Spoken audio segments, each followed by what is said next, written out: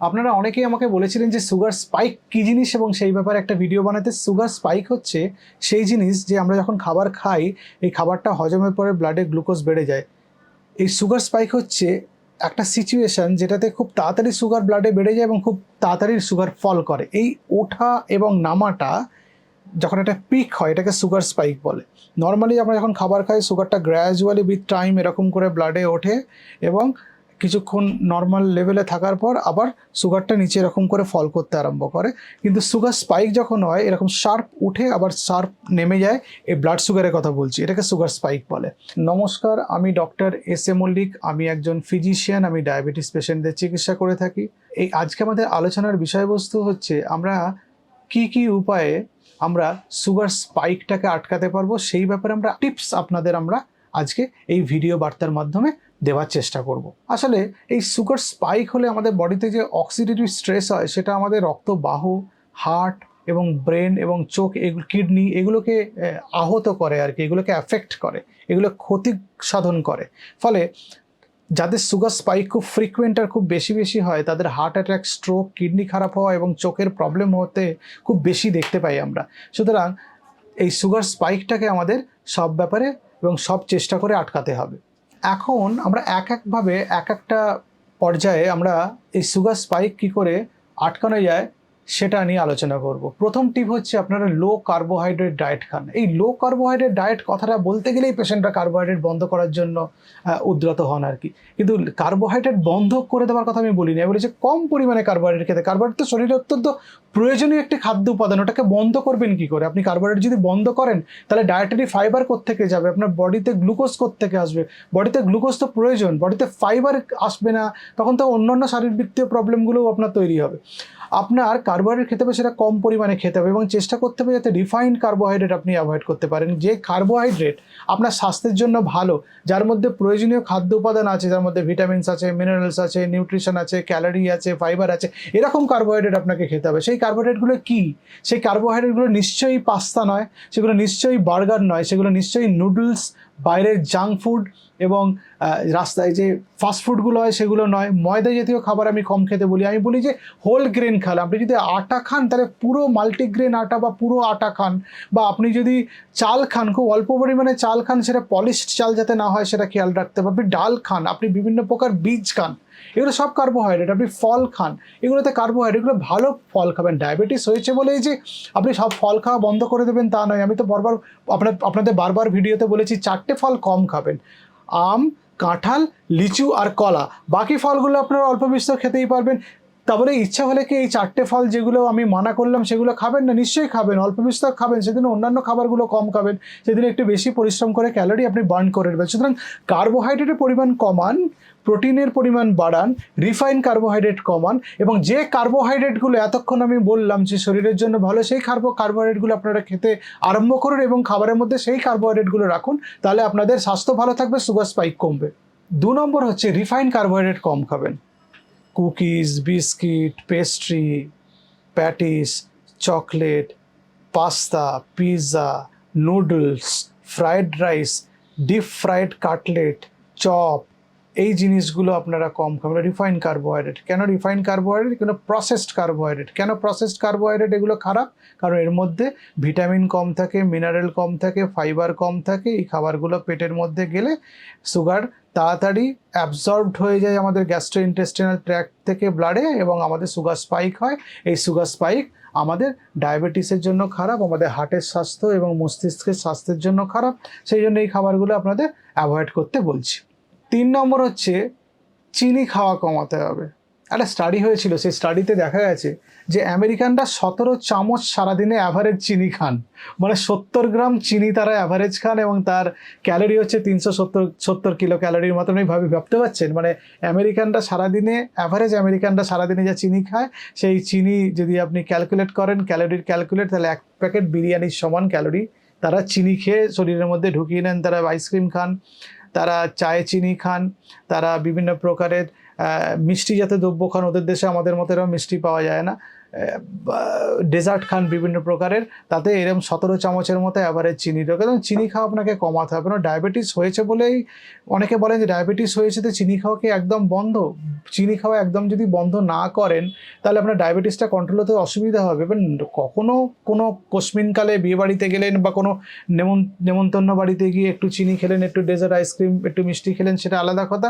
তার পরের দিন বা সেই দিন আপনাকে অন্য কোনোভাবেই ক্যালোরিটা ম্যানেজ করতে হবে। কিন্তু আফটার অল আপনাকে ওভারঅল ক্যালোরি ইনটেক এবং চিনি খাওয়া কমিয়ে ফেলতে হবে। কারণ এই চিনি খেলেই, চিনি তো খুব সাধারণ শর্করা, যেটাকে আমরা বলি সিম্পল সুগার, এটা আমাদের শরীরে গিয়ে আমাদের ব্লাড সুগার বাড়িয়ে দেবে।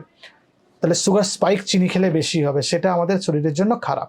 4 নম্বর আমাদের টিপস হলো যে আমাদের শরীরের ওজন নিয়ন্ত্রণ করতে হবে। শরীর ওজন নিয়ন্ত্রণ যদি আপনি না করেন তাহলে কি হবে, কেন সুগার স্পাইক হবে?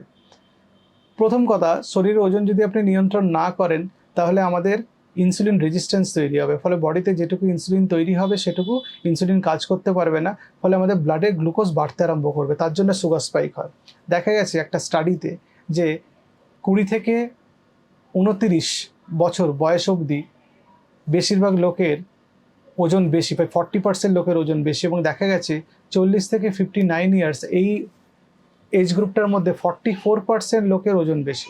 2020-তে একটা স্টাডি হয়েছিল, সেটাতে দেখা গেছে কারো বডি ওয়েট যদি 7 থেকে 10% কমে তাহলে তার ফাস্টিং ব্লাড সুগার HbA1c কমেছে। আসলে বডি ওয়েট বাড়লে যেহেতু ইনসুলিন রেজিস্ট্যান্স হচ্ছে সেই জন্য ব্লাড সুগার বাড়ছে এবং ব্লাড সুগারের স্পাইক হচ্ছে। সুতরাং বডি ওয়েট কমানোটা সুগার কন্ট্রোলের জন্য অত্যন্ত ইম্পর্ট্যান্ট একটি অংশ।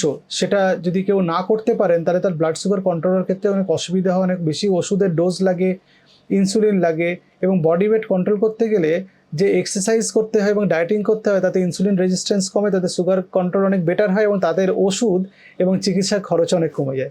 2019-এর একটা স্টাডি দেখা গেছে যে যারা ব্রেকফাস্টের আগে এক্সারসাইজ করেন তাদের ব্লাড সুগার অনেক বেটার কন্ট্রোলে হয় তাদের থেকে যারা ব্রেকফাস্টের পরে এক্সারসাইজ করেন। তার মানে যারা সকালে খালি পেটে এক্সারসাইজ করেন তাদের ব্লাড সুগার অনেক ভালো কন্ট্রোল হয়।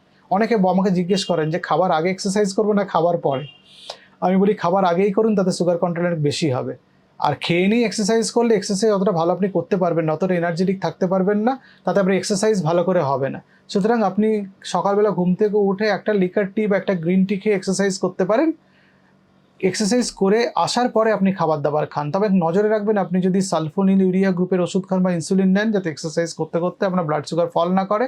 সঙ্গে চিনি রাখবেন, খাবার রাখবেন, গ্লুকোমিটার রাখবেন। যদি এরকম কিছু বোঝেন আপনার সুগার ফল করছে, সুগার টেস্ট করবেন, সুগার কম এলে সেটার প্রয়োজনীয় ব্যবস্থা নেবেন। এক্সারসাইজ করলে আমাদের ইনসুলিন সেন্সিটিভিটি বেড়ে যায়, আমাদের বডি ওয়েট কমে, আমাদের ব্লাড সুগার অনেক বেটার কন্ট্রোলে হয়।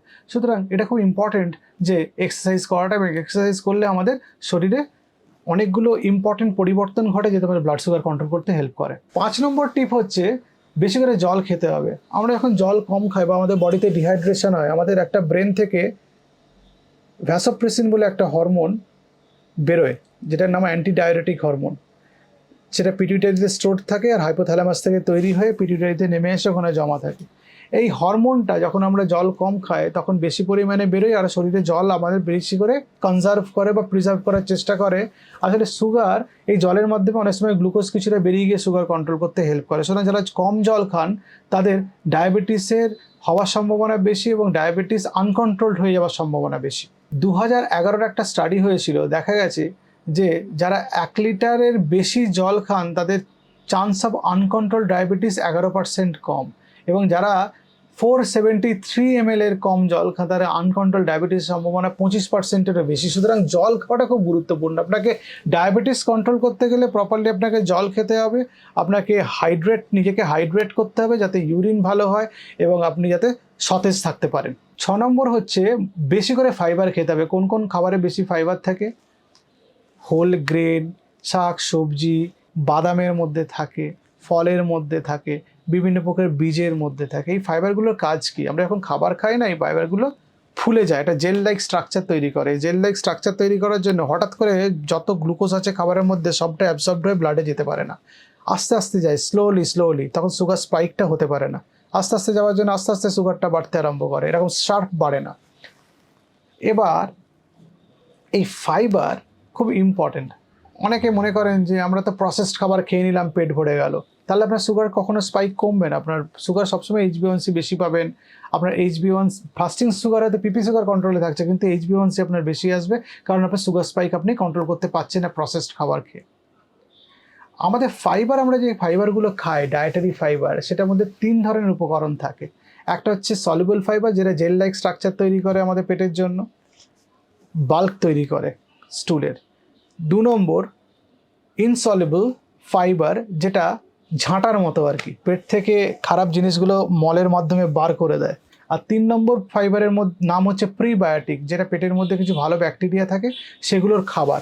সো ফাইবার অত্যন্ত প্রয়োজনীয় একটা জিনিস। আপনি ফাইবার সমৃদ্ধ খাবার না খেলে আপনার কষা পায়খানার প্রবলেম কমবে না, আপনার ডায়াবেটিক গ্যাস্ট্রোপ্যারাসিস বলে একটা সমস্যা হবে যেটা থেকে আপনি মুক্তি পাবেন না, প্লাস আপনার ডায়াবেটিস কন্ট্রোল হতে অসুবিধা হবে, প্লাস আপনার কোলেস্ট্রল বাড়তে পারে, প্লাস আপনার হার্টের প্রবলেম হতে পারে। সুতরাং এতগুলো কারণে আপনাকে ফাইবার সমৃদ্ধ খাবার খেতে হবে। 7 নম্বর টিপ হচ্ছে আপনারা ভিনিগার খেতে পারেন। সেটা অ্যাপেল সিডার ভিনিগার হতে পারে, নর্মাল ভিনিগার হতে পারে। আসলে ভিনিগার আমাদের ওয়েট লস করতে হেল্প করে এবং ইনসুলিন রেজিস্ট্যান্স কমিয়ে দেয়, এটা আমরা অনেকেই জানি না। প্লাস ভিনিগার যদি কোনো খাবারে মেশানো হয়, সেই খাবারের গ্লাইসেমিক ইন্ডেক্স কমে যায়, ফলে সুগার অত্যন্ত ব্লাডে বেড়ে যাওয়ার সম্ভাবনা কমে যায়। সেজন্য ভিনিগার একটা ইম্পর্টেন্ট খাদ্য উপাদান, ভিনিগার খেতে পারবেন। কেউ নর্মাল ভিনিগারও খেতে পারেন, অ্যাপেল সিডার ভিনিগার অনেকে জলে মিশিয়ে খান। আমি বলি 1 চামচ 1 গ্লাস জলে মিশিয়ে খান, বা ম্যাক্সিমাম 4 চামচ 1 গ্লাস জলে মিশিয়ে খেতে পারবেন। কিন্তু মুখের মধ্যে যদি সেটা খুব বেশি কড়া লাগে তাহলে খাবেন না, কম পরিমাণে মিশিয়ে খাবেন, কারণ ভিনিগার তো একটা অ্যাসিড, আমরা জানি। মুখের মধ্যে বেশি কড়া করে খেলে পুড়ে যেতে পারে।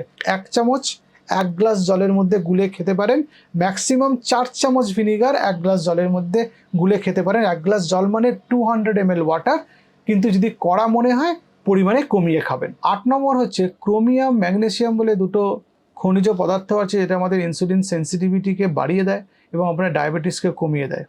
ম্যাগনেসিয়াম সালফেট, একটা স্টাডিতে দেখা গেছিলো যারা ম্যাগনেসিয়াম সালফেট অনেকদিন ধরে 300 মিলিগ্রামের মতো করে তাদের খাওয়ানো হচ্ছিল, তাদের ফাস্টিং ব্লাড সুগার এবং ইনসুলিন সেন্সিটিভিটি দুটোই, ফাস্টিং ব্লাড সুগার কমেছে এবং ইনসুলিন সেন্সিটিভিটি বেড়েছে, মানে ইনসুলিনের কার্যক্ষমতা ব্লাডে বেড়েছে। 2016-তে একটা স্টাডি হয়েছিল যাতে ক্রোমিয়াম এবং ম্যাগনেসিয়াম যদি এক্সট্রা কারো সাপ্লিমেন্টের মাধ্যমে খাওয়ানো হয়, তাহলে তার ফাস্টিং ব্লাড সুগার কমে, ইনসুলিন সেন্সিটিভিটি বাড়ে এবং ওভারঅল সুগারের কন্ট্রোল অনেক বেটার হয়েছে। সুতরাং ম্যাগনেসিয়াম এবং ক্রোমিয়াম খাবারের মধ্যে খাওয়া যেতে পারে, এবং কোনো সাপ্লিমেন্ট যদি প্রয়োজন পড়ে ব্লাড টেস্ট করার পরে তাহলে খাওয়া যেতে পারে, তাদের ব্লাড সুগার স্পাইক অনেক কম হবে, এটা আমরা স্টাডিতে প্রমাণিত। 9 নম্বর, কিছু মশলা আছে যেগুলো আপনারা খাবারে খেতে পারেন, যেমন গার্লিক বা রসুন খেলে সুগার স্পাইক কমে এবং তা গ্লাইসেমিক কন্ট্রোল অনেক বেটার হয়। এবং তার সঙ্গে সিনামন, মানে যেটাকে আমরা দারুচিনি বলি, দারুচিনি খেলে আমাদের সুগার লেভেল কমে, সুগার স্পাইক অনেক কম হয়। সুতরাং খাবারের মধ্যে এগুলো খেতে পারেন। সিনামন ফুটিয়ে খেতে পারেন, অনেকে সর্দি কাশি হলে খান, অথবা বাড়িতে খাবারের মধ্যে বা মশলাপাতির মধ্যে সিনামন মিশিয়ে আপনারা তরকারি বানাতে পারেন, এবং রসুনের ব্যবহার বাড়াতে পারেন, সেটা তরকারি হতে পারে বা অন্যান্যভাবেও অনেকে রসুন খান, সেভাবেও খেতে পারেন। আর একটা মশলা খুব ইম্পর্টেন্ট, সেটার নাম হচ্ছে ফেনুগ্রিক বা মেথি। 10টা স্টাডি হয়েছিল, 10টা স্টাডিতে তাদের কম্বাইন্ড রেজাল্ট আমি বলছি, যে তাদের ফাস্টিং ব্লাড সুগার, পিপি ব্লাড সুগার কমেছে, এর মধ্যে ডায়েটারি ফাইবার থাকার জন্য সুগার স্পাইক কমেছে, কোলেস্ট্রল কমেছে এবং আলটিমেটলি ব্লাড প্রেশার কমেছে। ফলে মেথি খাবারের মধ্যে আপনারা খেতে পারেন মশলা হিসাবে, এবং মেথি ভেজানো জল খেতে পারেন বা মেথি ভিজিয়ে সেটাকে বেটেও খেতে পারেন। 10 নম্বর টিপস হচ্ছে আমাদের, সেটা হচ্ছে আমাদের লাইফস্টাইল কী করে চেঞ্জ করে আমরা সুগার স্পাইক কমাতে পারবো। স্ট্রেস লেভেল যদি আমাদের কোনোভাবে কমাতে পারি তাহলে আমাদের সুগার স্পাইক কমবে। স্ট্রেস বিভিন্ন কারণে হতে পারে, আমাদের ব্যক্তিগত জীবনে হতে পারে, বৈবাহিক জীবনে হতে পারে, কাজের জায়গাতে হতে পারে, বাচ্চা নিয়ে হতে পারে, বাচ্চার পড়াশোনায় স্ট্রেস হওয়ার কারণের অভাব কিছু নেই, কিন্তু স্ট্রেস কমালে দেখা গেছে কর্টিজল বলে একটা স্ট্রেস হরমোন ব্লাডে কম থাকে, তার জন্য সুগার স্পাইক কম। এই কর্টিজলটা না খাবারটাকে তাড়াতাড়ি অ্যাবজর্ব করিয়ে দেয় গাট থেকে আমাদের ব্লাডে, এবং ইনসুলিন রেজিস্ট্যান্স হয়। ফলে এই ইনসুলিন প্রপারলি ভালোভাবে কাজ করতে না পারার জন্য গ্লুকোজগুলো আনইউটিলাইজ থেকে যায়, মানে গ্লুকোজ ব্যবহার হয় না, ব্লাডের মধ্যে জমতে থাকে এবং তাদের সুগার স্পাইক হওয়ার সম্ভাবনা থাকে।